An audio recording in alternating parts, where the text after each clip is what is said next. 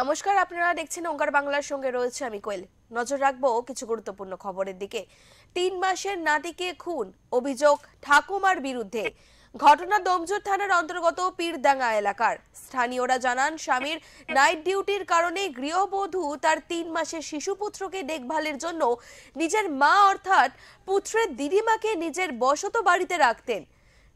রবিবার বাপের বাড়িতে বিশেষ কাজের জন্য দিদিমা চলে যান, বদলে গৃহবধূ তার শাশুড়িকে এনে রাখেন। আজ ভোরে গৃহবধূ প্রাতকর্ম সেরে ঘরে ফিরে দেখেন যে তার সন্তান বিছানায় নেই।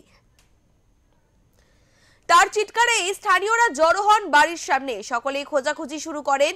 প্রায় ঘন্টা দেড়েক পর এলাকার একটি পুকুরে শিশুটির দেহ ভাসতে দেখেন স্থানীয়রা। পুলিশকে খবর দিলে ঘটনাস্থলে পুলিশ পৌঁছায়। দেহ উদ্ধারের পর ডোমজুরের গ্রামীণ হাসপাতালে নিয়ে গেলে শিশুটিকে মৃত বলে ঘোষণা করেন চিকিৎসক।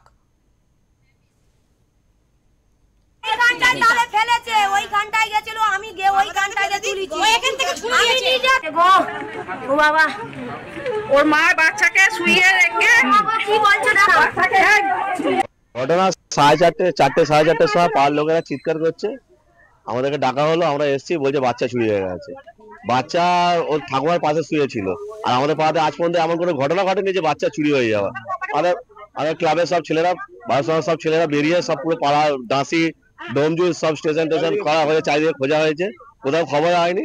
হঠাৎ পাড়ার মহিলারা বলছে যে বাচ্চাকে পাওয়া গেছে পুকুরে দেব, নাকি ওনার ঠাকুমা স্বীকার করেছে যে আমি পুকুরে ফেলেছি। মরে যাবে এটা আমি ভাবতে পারিনি যে মরে যাবে। সে এখন লকআপে রয়েছে ডোমজুর থানায়। বাচ্চাটা ডোমজুর থানাতে রয়েছে, মার্কেটে রাখা হয়েছে। বাচ্চাকে আমরা প্রথমে নিয়ে গেছিলাম। এই ঘটনায় বাচ্চাটির মা এবং প্রতিবেশীদের সন্দেহ হলে চাপের মুখে পড়ে তার ঠাকুমা, এবং তারপরে তিনি স্বীকার করে যে তিনি নাতিকে জলে ফেলে দিয়েছেন। এমনটাই দাবি স্থানীয়দের। পুলিশ মৃতের ঠাকুমাকে আটক করেছে। ঘটনা তদন্ত শুরু হয়েছে ইতিমধ্যেই।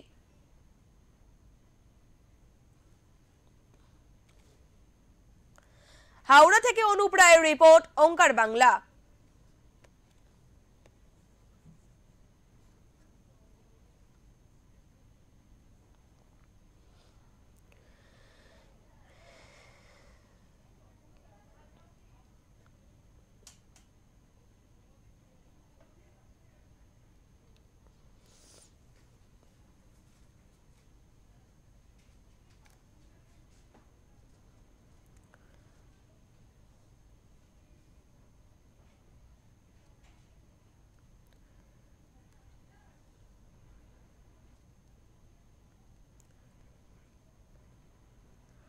গো ও বাবা